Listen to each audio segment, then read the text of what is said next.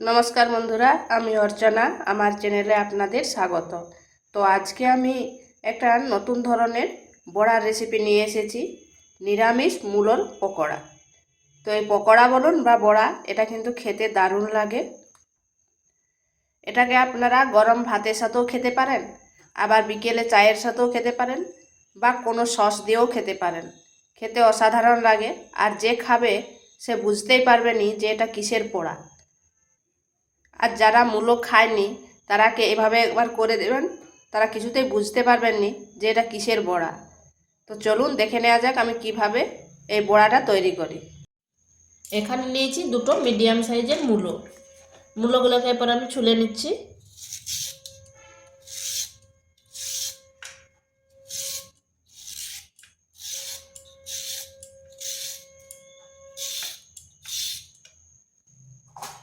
মূলোগুলো আমার ছুলা হয়ে গেছে। এরপর ভালো করে ধুয়ে নিয়েছি। ধুয়ে করে এরপর গ্রেটারের সাহায্যে গ্রেট করে নিচ্ছি। আমি বড় দিকের গ্রেটারটা গ্রেট করছি।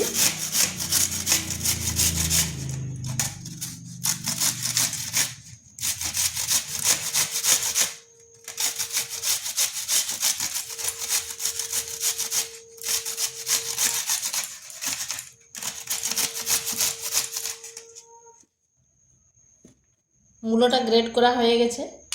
এখানে দিচ্ছি লবণ মাখিয়ে 5 মিনিট রেখে দিচ্ছি। তাতে মূলোর যে একটা জল আছে সেটা বেরিয়ে যাবে, আর তাতে মূলোটা কোনো গন্ধ করবে না। মূলোটা আমার প্রায় 5 মিনিট হয়ে গেছে। এরপর দেখুন মূলোর থেকে কতটা জল বেরাবে। এইভাবে চেপে চেপে জলটা ঝরিয়ে নিতে হবে।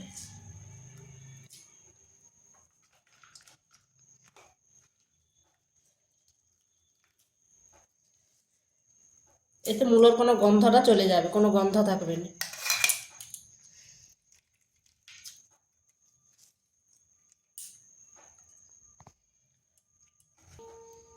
এরপর মূলোতে দিচ্ছি আমি মশলাগুলো। এখানে দিচ্ছি 2 চামচ বেসন, আর দিচ্ছি 3 চামচ চালের গুঁড়ো। চালের গুঁড়ো দিলে বড়া বলুন আর পকোড়া বলুন এটা হবে মুচমুচে, আর খেতেও দারুণ লাগবে।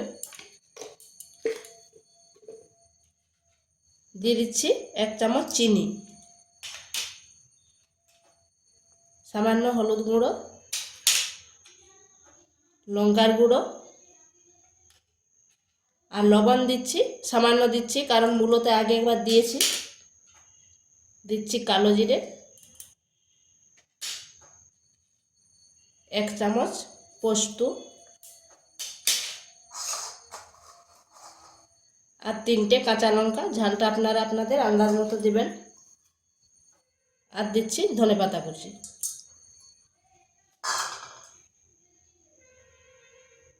এরপর এগুলো ভালোভাবে মিশিয়ে নিচ্ছি। এখানে আর কোনো জল দেব না।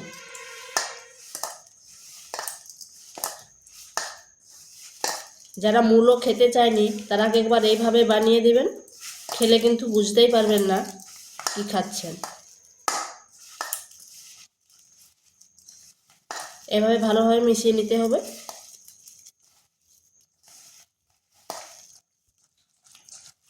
দেখুন এখানে কোনো জল দিইনি, কীরকম থকথকে হয়ে গেছে। ঠিক এরকম করে নিতে হবে। এরপর এখানে দিয়ে দিচ্ছি 1 চিমটে খাওয়া সোডা। এরপর ভালোভাবে মিশিয়ে নিচ্ছি।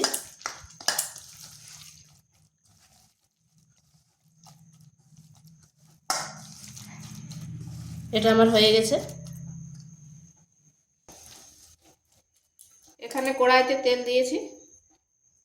এরপর হাতের সাহায্যে অল্প চাপ দিয়ে এইভাবে পকোড়া সাইজে দিয়ে দিচ্ছি। পকোড়া বলুন আর বড়া বলুন,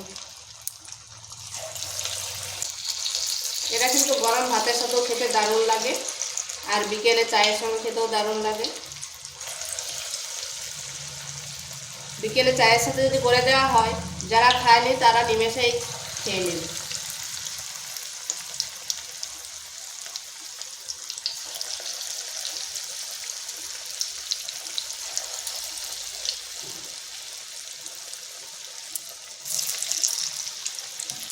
দেখুন কড়া থেকে কত সুন্দর ফুলে উঠেছে। আর এইভাবে নেড়ে চেড়ে ভেজে নিতে হবে। এগুলো কিন্তু বানাতে খুব বেশি সময় লাগেনি, ঝটপট হয়ে যায়। চায়ের জল বসিয়ে দিয়ে চা হতে হতে এটাও হয়ে যাবে।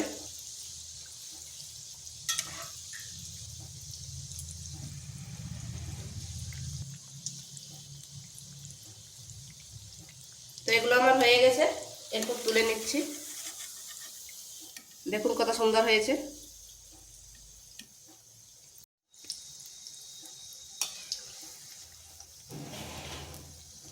এইভাবে সবগুলো ভেজে নিয়েছি। দেখুন কালারটা কি সুন্দর লাগছে, যেমন মাংসের পকোড়া।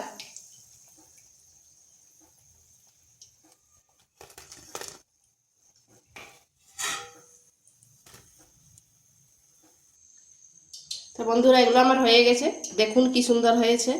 এটা দেখতেও যেরকম হয়, খেতেও কিন্তু অসাধারণ লাগে।